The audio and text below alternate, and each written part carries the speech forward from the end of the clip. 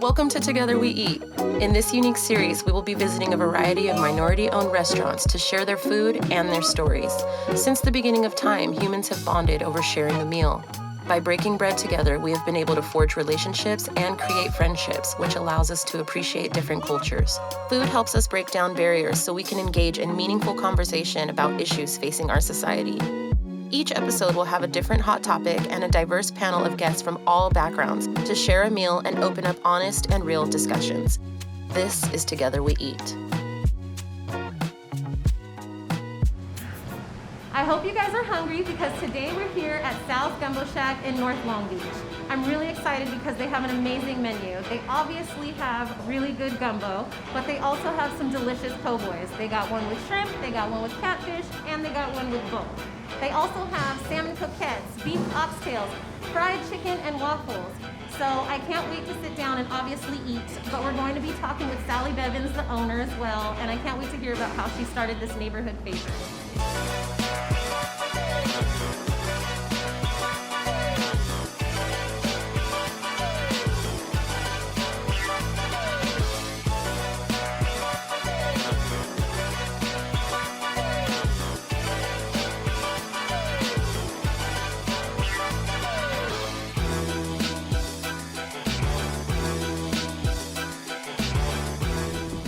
What's up, everybody? So I'm really excited. We're here at Sal's Gumbo Shack and we are speaking with Sally Bevans. She's the owner. I'm super excited to talk to her right now. Sally is very involved in the community. She has been here for 8 years. 8 years. Okay, I was like 8 or 10. 8 years. And I feel like you are absolutely a neighborhood favorite because anybody that I have ever talked to is about Sally's is always like best gumbo in Long Beach for sure. So thank you for being here with us. Thank you so much for having me. No problem, no problem. And how did you get Sal started? Well, you know, I was at a corporate America, supervisor for international freight company. Mm-hmm. They had just changed management, and just long hours, 12 hours. I just felt like I wasn't appreciated anymore, the change of management. So I was like, oh, I gotta do something. So I decided to start selling gumbo. Yeah. So I was getting up 4 o'clock in the morning and getting gumbo orders ready for work, because I was taking orders from work. And then I was like, wait a minute, let me start, figuring out something in the neighborhood. Yeah. So me and an ex-boyfriend at the time, we put a pot of gumbo in the back of my Ford SUV.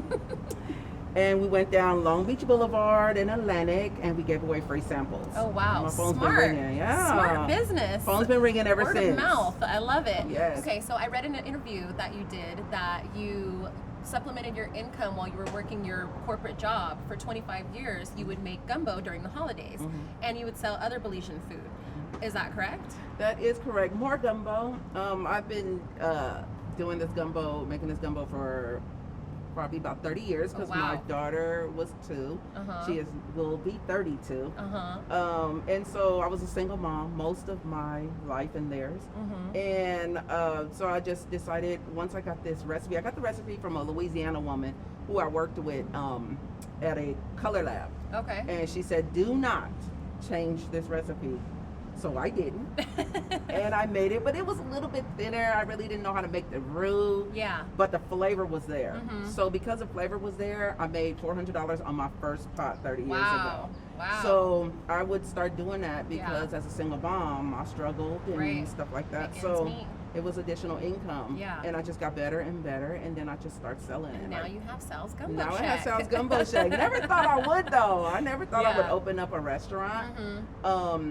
But I'm glad I did. Did you grow up cooking like as a kid? Was your family like big cooks? My mom was an excellent cook. My grandma was an excellent cook. And I was the only daughter of 4 kids that was in the kitchen with my grandma and my mom. Because I love to cook. I love to cook. My grandmama used to just have us in heaven. Yeah.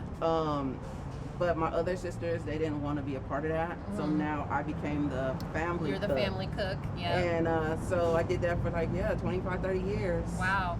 So explain to our viewers a little bit more about Belizean culture and Belizean food? Because I feel like that's not something that we see too often or that people don't necessarily know too much about. Well, Belizean food is a lot like Louisiana Creole food. It is a Creole dishes. So we have like stewed chicken and rice and beans, potato salad, plantain. That's the the dish. Yeah. For our culture. But it's pretty much the same. Like it's always the same across the board. Like if you go to one Belizean spot, you're usually going to taste some of the same things. Yeah, it might not be the same taste because everybody don't know how to cook. Right. But as far as like Louisiana food and Belizean food, I feel it's very similar because of the way they stew and the way the seasonings are. Yeah. So I don't know. I think I channeled my inner Louisiana when I was younger. Like I think I was born in Louisiana in another life. So there's a lot of different cultures that are mixed into this one ethnicity.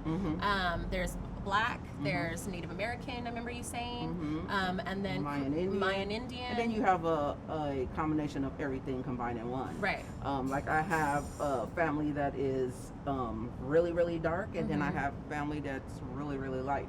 So, it's just a mix. Depends on the influence. Yeah, it's just a mix of culture, and we all, love each other. Yeah, of course. Yeah, in Belize, it's the same as out here, light, dark, issues with this, issues with that. Yeah. But all in all, we all one people. For sure, absolutely. I love that. Okay, so were you born in Long Beach? Were you born and raised in Long Beach? Or where did you grow up? I was born and raised in LA. Oh, you're born and raised in LA. Yes. Okay, and then when did you move to Long Beach? I moved to Long Beach in '94. Okay. And and I've been here ever since. And you've been here ever since. So you have a really good following in the community, and do you think that, obviously it's for the food, because we know the food is delicious, but I feel like you are such a fun, amazing, welcoming, hospitable character that so many people know you. Has it always been like that? I think because I'm not afraid to speak to any and everybody, no matter who you are. Yeah. I became Auntie Sal in the neighborhood. Yeah. And they know that I'm respected here, and I give respect. Yes. So and that's important because if I don't care who you are, if you're not given the respect, you're not gonna get it back. Get it. Yeah. So in the beginning, he had a few little issues, but then they saw when they came in, like, oh no, she's not having it. Right. I'm like, it's like going to a mean, it's like going to a mean auntie house, Yeah. Like you're gonna get your ass whooped. Right. Don't come up in here with. Don't act crazy. You can say whatever you want. It's okay. You just can't come in here and act up. Like, you gonna come in here, you gonna get you some good food. You're gonna get fed, right? You gonna feel like family, and you gonna take your behind home. Yes. Yes. Yeah. So yeah. Okay. And so I also know that you have been pretty involved with city council. I know that you were involved a little bit in 9th District, and that's something that you just don't really see too often with restaurant owners. So can you explain a little bit about how you got into just being a little bit more involved in city council and the community? I know you have a Rex Richardson sandwich, the Rex po' boy, and that's your homie. That's my homie. Can you tell us a little bit about that? Well, yeah, when I started Sal's, Rex and Stephen Neal, he was the councilman at the time. They really embraced us. Like they really came in there and put their arms around us and gave us opportunities. Yeah. And still do. Like if there's something that they know Sal's could benefit from, they're always like calling me about it. I became Rex and Stephen Neal became family to me. Okay. And even more family than my own family as far as support and stuff like that in the community and the business. So they also had, when I first opened up about a year, they had me in front of the whole mayor's team. Oh, wow. And so to present my business, and that really put me on the map. Yeah, that made Sal start going up because it was me, my daughter, and Maria in the beginning, and we was like almost in the front begging people to taste this gumbo. Like, please, won't you taste it? Won't you taste it? So, but they put us on the map, and I'm so grateful. For that, because if it wasn't for Long Beach, Stephen Neal's crew in the 9th District, I don't know where Sal's would be right now. So do you ever get any Rex haters up in here? Oh yeah. Yeah? Yeah. And how do you shut this mess down? I'm so interested to hear it because I already know. You need to try the Rex po' boy, okay? We got a Rex po' boy. That would change your mind about him. Really cool. And so with everything that's happened with COVID, and there's tons of different small businesses throughout Long Beach that are absolutely struggling to stay alive. Do you feel like the city has done a good job helping you stay alive, helping other small businesses stay alive? Yes, I think the city in Long Beach is really great for that. They are really 100% behind the small business, especially the mom and pop. Like they really want us to succeed. And I think it's so awesome that again they embraced us. And I'm so whatever Rex needs something, whatever you need. We had his election party back here when he first was elected as councilman. But yeah, they're so great when it comes to small business. Like Rex and his team is always offering advice. Sometimes I take it, sometimes I don't. Right. You know, but they've been there for you. They've been there for us the whole time, and I can't even express how grateful I am for That's that. good. That's good. And so, how has dealing with COVID been? Because that. Oh my God! You would think that I would have something really bad to say, but I don't, because our business has doubled. Really? I had to hire new people. I still cannot keep up with demand. Wow. So that's amazing. And a lot of my I have day ones that are still here. Right. They come and eat 2-3 times a week. I mean, the gumbo speaks for itself. And when they look at me like, come on, Sal, I gotta wait an hour now. Sorry. Like, it's not what it was 9 years ago. Because everything here is cooked fresh to order. Fresh to order, if you come here, have a little time on you, call your order in. Listen, if you can go to Cheesecake Factory and wait an hour and a half, you can come to Sal's and wait an hour and a half. This is true. This is Period. true. Well, Sal's is one of the few Black-owned businesses here in Long Beach. I really, really, really love this place, so I definitely want you guys to come out and support. Sal is offering 10% off to our viewers if you come in here and just mention Together We Eat. She'll give you 10% off of your gumbo, your po' boy, whatever you order. So that is amazing. Thank you for doing that. Together we will eat. And together we will eat. Yes. Thank you so much. I really appreciate you. Can't wait to get some food right now. And I can't wait to do this. Yes. Thanks, guys.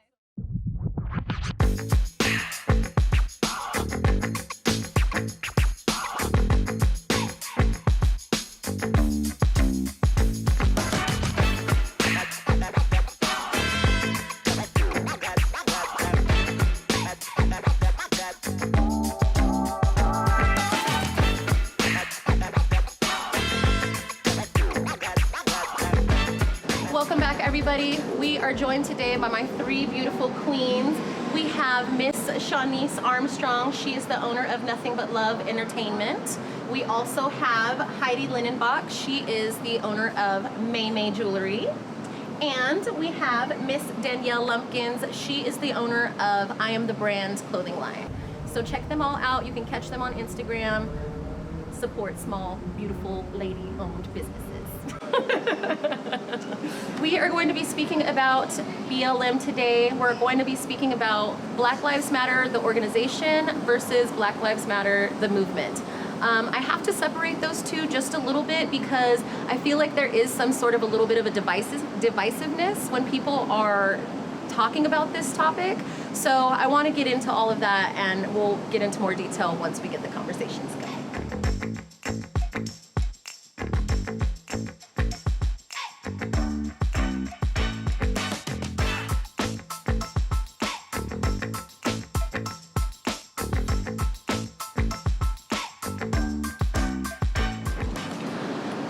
Okay, lunch is served. As you can see, we are having a Sal's Gumbo Shack feast, and I'm really, really, really excited because everything is fucking delicious already. So let's get this conversation going. So as I said, we're going to be speaking about Black Lives Matter today. There's a lot of different conspiracies that are surrounding Black Lives Matter. There's a few. One of them is that George Soros is funding Black Lives Matter to take over the world, and all these using black people as a pawn to the white man's war. There is also the conspiracy that Black Lives Matter is ran by Antifa, and that has all come through a lot of the different protests when Antifa was showing their face. And so, they were saying that Antifa was behind all of the looting, and they were setting up the bricks and like stuff like that. And so they're associating that with Black Lives Matter and saying that it's all basically the same group that's causing this chaos. And one of the other most interesting ones that I read was that Black Lives Matter is all ran by witches. And that was a very, sorry, flies, we're outside, COVID. So the one that said that it was ran by witches was from a extreme Christian group. But I've also read that and seen that on other videos, that a lot of Christian groups were saying that they're witches. And so have you all heard any conspiracy theories that you feel like are either valid or anything like that? Do you think that there's any sort of like hidden agenda behind BLM? And anybody can start. I think that there's definitely like some people who want to express themselves that are using Black Lives Matter as the guise. Like they've wanted to do this for so long, but they just didn't have an outlet to do so. And I feel like they tacked themselves on because all these people that looted and were at all these protests, I've never seen them at a Black Lives Matter meeting. Right. So if you were really about the cause, you would actually show up for it. So I do think there are some people out there that are taking advantage of it. I mean, it's not all Black Lives Matter. I feel like some people are using it as a guise, but in some ways there's a lot of people that are out there doing the right thing. Right. They're about the movement. And with anything, like even with Christianity. So you say there's like a Christian group that says that Black Lives Matter is ran by witches, but I go to a Christian church where we, slap fives and love each other. Yeah. So it's hard. There's good and bad in each group. And I'll leave it at that. Totally. Okay, food has been cleared. We are all in a bit of a food coma right now. We're getting attacked by flies, so needed to eat it and keep it moving.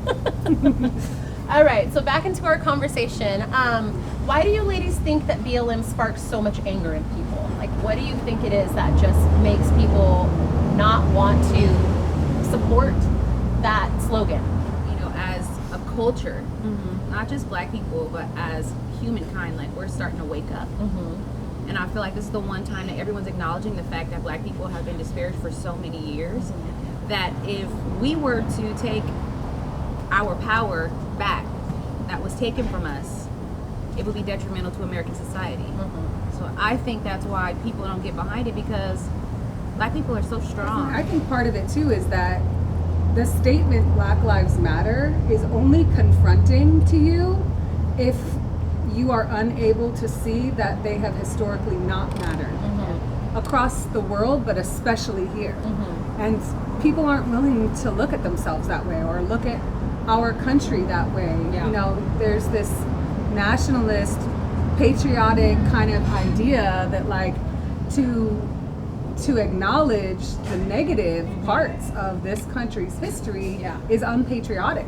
And I think that's a root of a major issue that's causing division with us now, because you can't heal until you restore integrity, and you can't restore integrity until you acknowledge your mistakes and your errors. And in this case, the fact of the matter is the data proves that Black lives have not been valued. History proves that. And so that's why, like, when people are like, all lives matter, they literally cannot all matter until Black lives actually matter.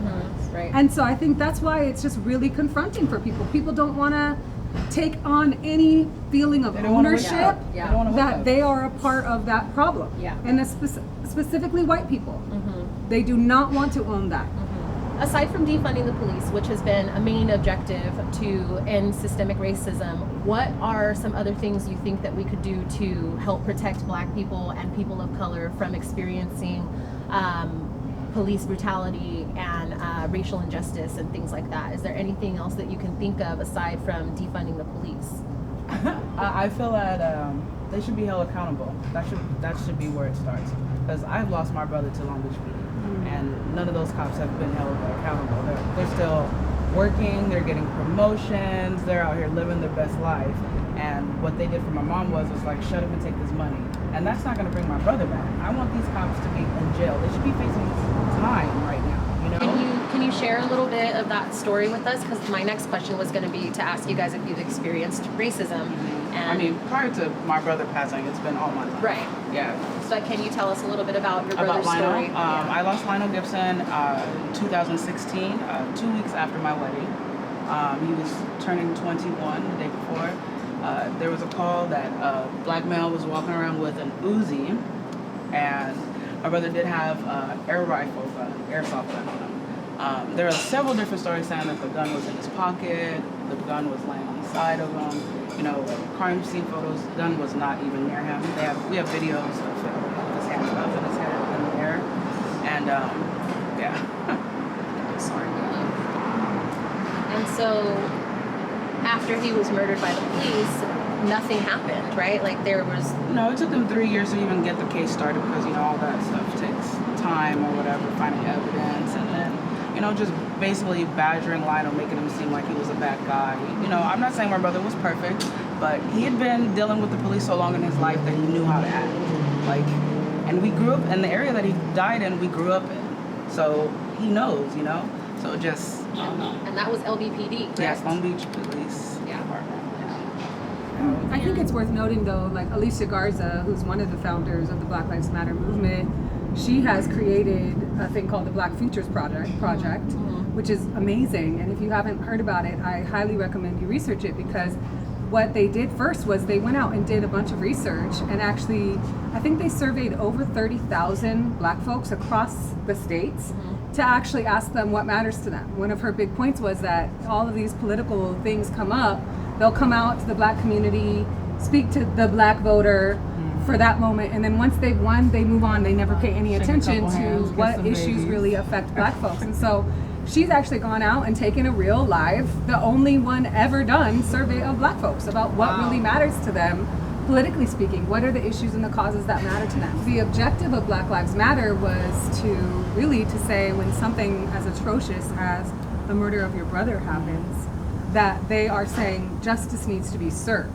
This isn't really about as much celebrating their lives as much as trying to have justice served and changing the narrative, because we know that the powers that be will try to paint this person out as though they somehow deserved to be slaughtered in the street. I think getting rid of qualified immunity is a huge thing as well, and I think that goes back to what you were saying as far as holding them accountable for their actions.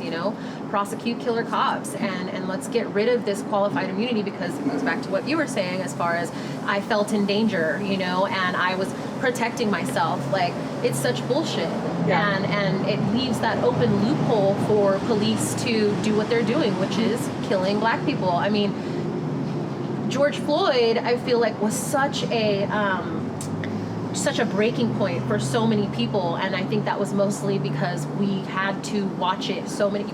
We watched him die. Like, that was something that was really big for me, and that was honestly one of the reasons why I wanted to start this show, because I wanted to be a part of helping to create this change. And I think that was such a breaking point for people, and such an eye-opener that police are just out of fucking control. But it still continues to happen. I mean, how many more black people have died since George Floyd? It's going to happen every and day. it will continue to happen. Every single Exactly. day. It will continue to happen. But why? Like, we need to continue this fight to create this change. I'm actually a person who supports Black Lives Matter, but is against defunding the police department. There's been situations that I've had to call the police, and have gotten me out in great situations. There are other times that I haven't. I have a cousin that's a sheriff. I have a cousin that's LAPD. I have a cousin that's Long Beach PD. They became part of the force to be the change that we seek. And I feel like as a community, we need to start taking these jobs as police officer. I tried, but I had a little bit too much fun in my youth, so I couldn't get past the little first examination where they take your hair. As long as more people have the right idea and get on the force, like, I think that they can evoke change. I would like to see some of that money put into some community programs where we can get kids off the street. Or even, like, I mean, this is kind of far-fetched, but, like, everybody got their hood. Make sure your hood is safe, and then let them have their hood safe. But incorporate some of that into it. They used to have that. That's how the Crips were started. That's what I'm saying. Like, they used to have that. It's not even like that anymore. It's not about. It's about so many other things now. Right. But if we were able to get back to the original reason that we have gangs in our hood to police our neighborhoods, and we can do it in the right way, and think about how it affects the kids in the future and how they look and how they grow up and what they're going to do, we could be so powerful. And I think that's kind of what we're on the brink of now. With the defunding police, like I said, there are some times that I needed the popo, okay? And we can train them in the right way. They can learn some ethnicity training, whatever they need to learn. Yeah, they've done that. That you kind of was breaking into another talking point I had, and I thought this was really interesting, and it goes exactly what you were saying, is that right now a majority of America supports BLM. Well, they support the idea of Black Lives Matter, and they support the idea that people of color are more subjected to police brutality, and they're more subjected to racism and all of that kind of stuff. So America understands this, yet the majority of America does not want to defund the police. Right. And I think that's interesting, because I think that people understand that we're under attack here. Black people and people of color are under attack, yet they don't want to support defunding the police, and they don't want to necessarily explore that option a little bit more. And I think that comes from the language of defunding the police, because people think that defunding the police means we don't have police anymore. Well, some people do want to abolish police, Right. so that's why it's confusing. It's confusing. There's people that want to abolish it, there's people that want to defund it, and then Right. there's people who want to add more funding to it. Right. Like, we need more police, and then we wouldn't have this problem. So Right. to me, there's like, I've always considered myself a moderate, and then because of this movement, I started to see how sometimes my moderateness was actually just me protecting status quo and comfort, which I happen to enjoy, but a lot of my friends who are Black and brown don't. Right. So for me, it starts with some of the things you're talking, like ending qualified immunity is one. Another, to me, that's like a no-brainer. To be a lawyer, you go to school for like 8 years. You have to pay a fee every year to be a member of the Bar Association. And if you violate the ethics codes, you You're can done. be booted. Yeah. Even after spending hundreds of thousands of dollars on not college, with police. 8 years, all this stuff. If you do something bad, and it's not even murder. I mean, it could be really small, actually. Yeah. You can get disbarred and lose your right to practice And law. that's with any Why? profession. And you can't then just go to another state and then become a lawyer in that state. Exactly. It's a national organization. Yeah. And they have to also. These are the people that go and defend us in courts, that prosecute us in the courts, etc. They're held to that standard. Yeah. I don't understand, and it makes no sense to me, why police get less than 6 months of training and have no accountability. Yeah. You can commit murder and then get paid to sit on your ass and wait it out when the investigation leads nowhere because they're investigating themselves. Because they're going to get qualified Then immunity anyway. you can go get hired at another police force Right. and come in at a higher pay because of your past experience. Yeah. So like this to me is just, that's not even fucking logical at all. Why are police chiefs making presidential salaries and mayors making presidential salaries? You know, Chief Luna, the chief of Long Beach Police, he makes almost $500,000 a year. Why? What the fuck is this fool doing? Like, you know what I mean? Meanwhile, our schools are not funded properly, and our teachers are suffering. They get no pension. Like, they get nothing. Yeah. They get nothing. So definitely need to be reallocating the police funding. And I know that that's what defunding the police means, but I think people need to start to open up to that idea, educate themselves on what that means, and come together so that we can have these conversations and figure out what this new police force looks like, and how are we going to create these different forces that can go in and be effective and be safe at the same time. Okay, so there's a common narrative that if people, but I know they're talking about Black people, if they would just obey the police when they get pulled over, and if they would just follow the commands, then nothing would happen, and they would walk away, and it would be okay, and don't be a criminal, and you won't get shot. How do you respond to that? They clearly have never come across police. Yeah. How about that? Pulled over before. I was in Laguna Niguel, hanging out with some homies, and they pulled me over for no reason.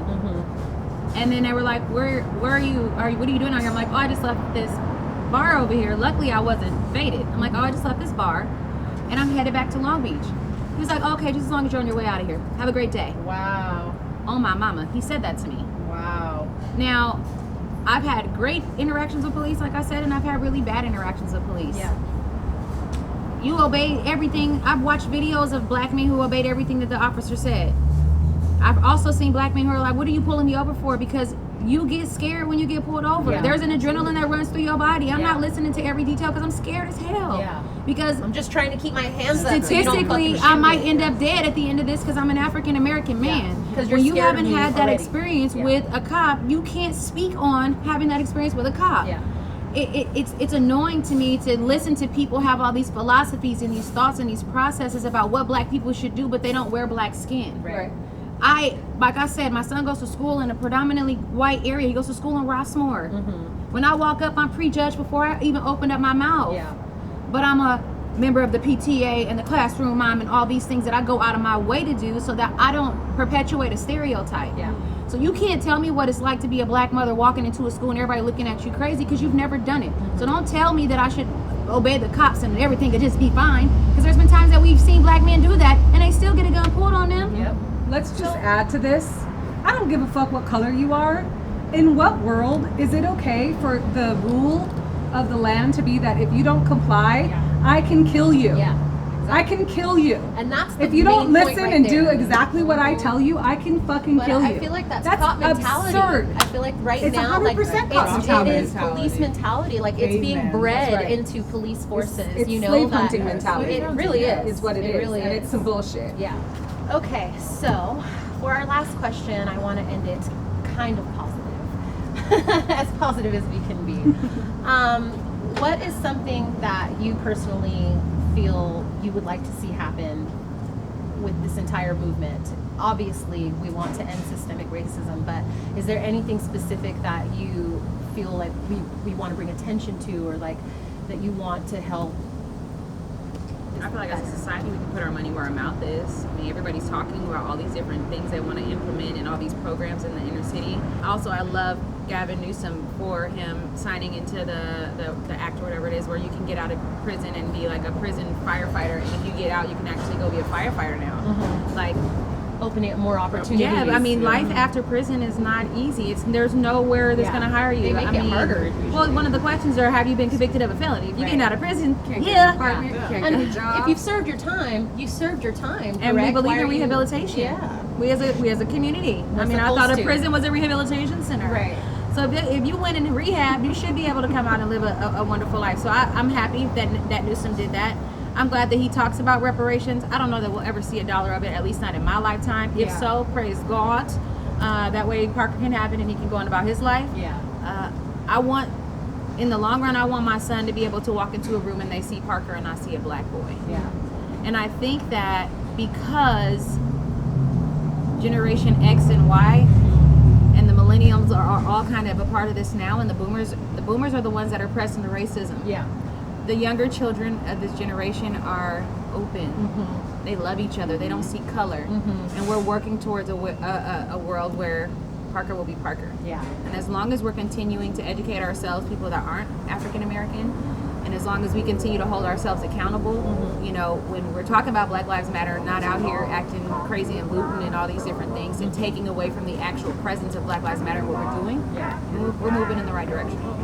We are out of time, but thank you so much for watching. I want to thank my beautiful ladies so much for being here with me and contributing and enjoying this delicious food from Sal's. Sally, we really, really, really appreciate you. Thank you so much. And your staff here at Sal's Gumbo Shack, you guys have been awesome. The food was amazing. If you guys are in the North Long Beach area, in Long Beach, at Long Beach Boulevard and Alice, this is where she's located at. Please come and visit and have a meaningful conversation.